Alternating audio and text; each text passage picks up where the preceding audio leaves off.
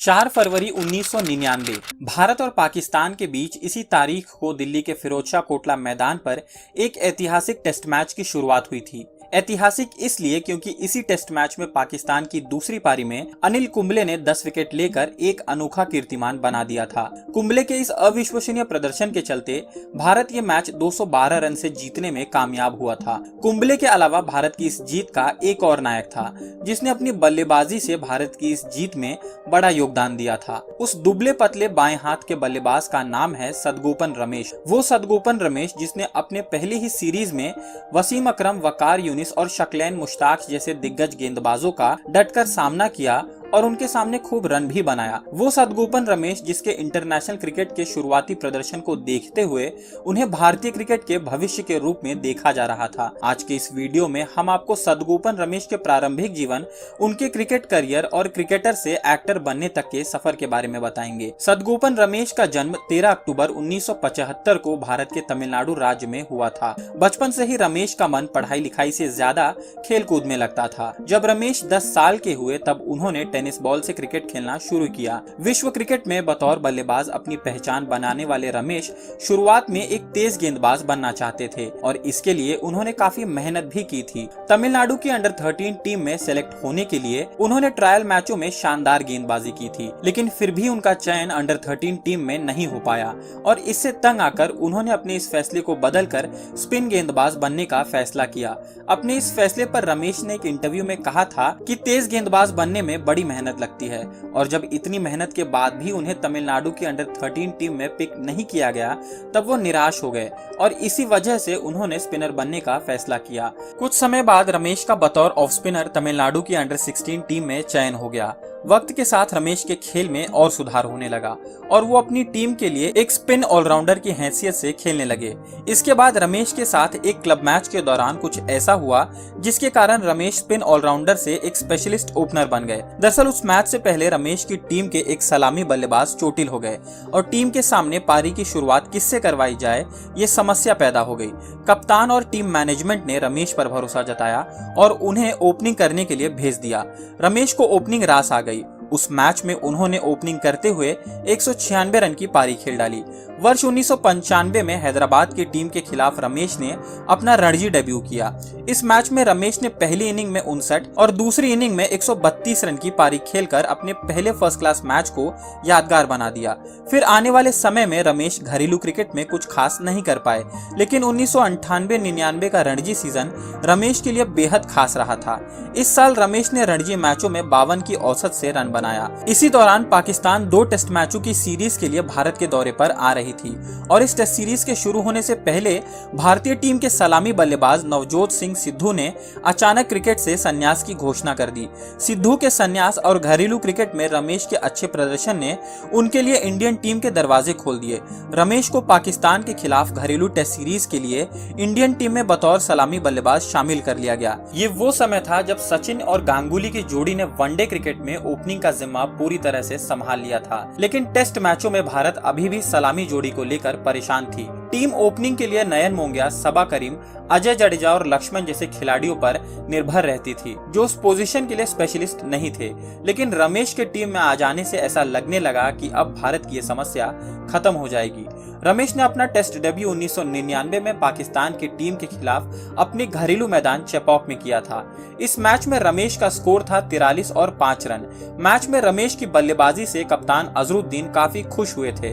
जब पहले दिन का खेल खत्म होने के बाद रमेश पवेलियन लौटे तब अजरुद्दीन ने रमेश को गले लगाकर कहा कि उन्होंने आज तक किसी युवा खिलाड़ी को वसीम अकरम और वकार यूनिस जैसे गेंदबाजों को इतनी अच्छी तरह से खेलते हुए नहीं देखा है और उन्होंने रमेश को एक जोड़ी जूते भी भेंट दिया। इसके बाद दिल्ली में खेले गए सीरीज के दूसरे टेस्ट में रमेश के खेल में और ज्यादा निखार देखने को मिला। रमेश ने इस टेस्ट मैच की पहली इनिंग में 60 और दूसरी इनिंग में 96 रन की पारी खेलकर भारत की इस जीत में बड़ा योगदान दिया।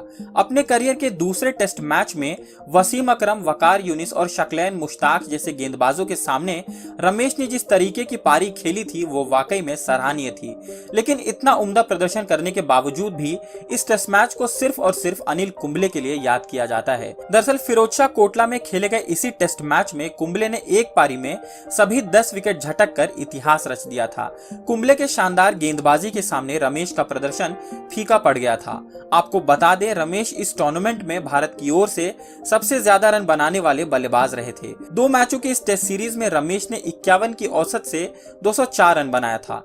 पाकिस्तान के बाद रमेश ने श्रीलंका और न्यूजीलैंड के खिलाफ टेस्ट सीरीज में भी खूब रन बनाया। इस तरह पहली 3 टेस्ट सीरीज के बाद रमेश का औसत 50 से भी ऊपर का था।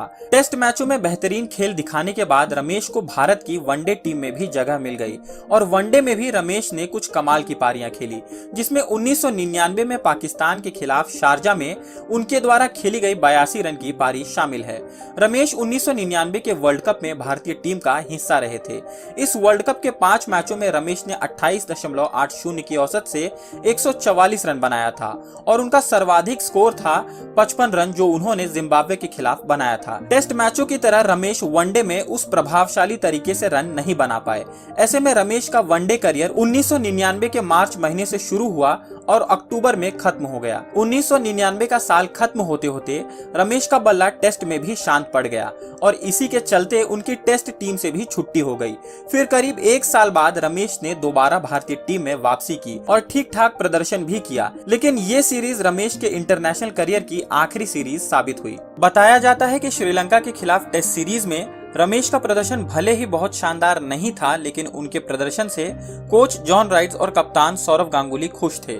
श्रीलंका के खिलाफ टेस्ट सीरीज के बाद भारत को 2 टेस्ट मैचों की सीरीज के लिए साउथ अफ्रीका के दौरे पर जाना था और गांगुली और जॉन राइट्स को इस दौरे के लिए रमेश से बड़ी उम्मीदें थीं, लेकिन रमेश ने चोट का हवाला देते हुए टीम सिलेक्शन से अपना नाम वापस ले लिया। फिर 2003-04 के बॉर्डर गावस्कर सीरीज के लिए रमेश की टीम इंडिया में वापसी हुई। रमेश ने इस दौरे के प्रैक्टिस मैचों में अच्छा प्रदर्शन किया था और उनके इसी प्रदर्शन को देखते हुए ब्रिस्बेन में खेले जाने वाले पहले टेस्ट मैच से पहले सुनील गावस्कर ने कहा था कि टेस्ट सीरीज के लिए सहवाग के साथ रमेश को ओपनिंग करने के लिए भेजना चाहिए, लेकिन गांगुली ने रमेश के बजाय आकाश चोपड़ा को सहवाग का बैटिंग पार्टनर चुना। एक इंटरव्यू में रमेश ने उस दौरे के बारे में बात करते हुए कहा था कि सीरीज के पहले 2 टेस्ट मैचों के बाद उन्हें लगा था कि आखिरी 2 टेस्ट मैचों में उन्हें आकाश चोपड़ा की जगह मौका मिल सकता है, लेकिन ऐसा नहीं हो पाया। इस टेस्ट सीरीज के बाद रमेश को फिर कभी इंडियन टीम में नहीं चुना गया और 2008 में रमेश ने क्रिकेट से संन्यास ले लिया। सदगोपन रमेश ने अपने इंटरनेशनल क्रिकेट करियर में भारत के लिए 19 टेस्ट और 24 वनडे मैच खेला है।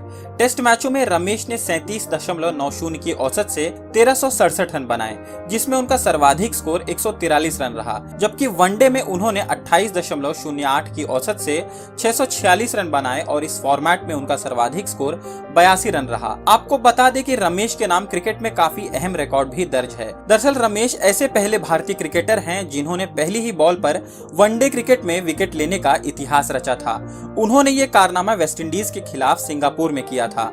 वहां खेले गए मैच में उन्होंने निक्सन मैकलिन को आउट कर ये रिकॉर्ड अपने नाम किया था। क्रिकेट को अलविदा कहने के बाद सदगोपन रमेश ने तमिल सिनेमा की तरफ रुख किया। उन्होंने 2008 में संतोष सुब्रमण्यम की फिल्म में काम किया। इस फिल्म के बाद बतौर लीड हीरो उन्होंने तमिल मूवी पोटापट्टी में काम किया, जो कि बॉक्स ऑफिस पर एक बहुत बड़ी हिट साबित हुई थी। अब तक के अपनी फिल्मी करियर में रमेश जेनेलिया डिसूजा, प्रकाश राज और सयाजी शिंदे जैसे कलाकारों के साथ काम कर चुके हैं। साउथ सिनेमा में मशहूर होने के बाद उन्होंने साल 2019 में स्वरस नाम के स्टूडियो में इन्वेस्ट किया है। बात करें रमेश के निजी जिंदगी की, तो उन्होंने वर्ष 2002 में अपर्णा नाम की लड़की से शादी की थी, जिनसे उन्हें एक बेटी है। तो ये थी भारत के पूर्व क्रिकेटर सदगोपन रमेश की कहानी। ये वीडियो अगर आपको पसंद आई हो तो इसे लाइक और शेयर जरूर करें। चैनल पर अगर आप नए हैं तो हमारे चैनल को सब्सक्राइब भी करें, ताकि आने वाली वीडियोस का नोटिफिकेशन आपको मिलता रहे। दोस्तों, मिलते हैं अगले वीडियो में एक और नई कहानी के साथ। तब तक के लिए नमस्कार।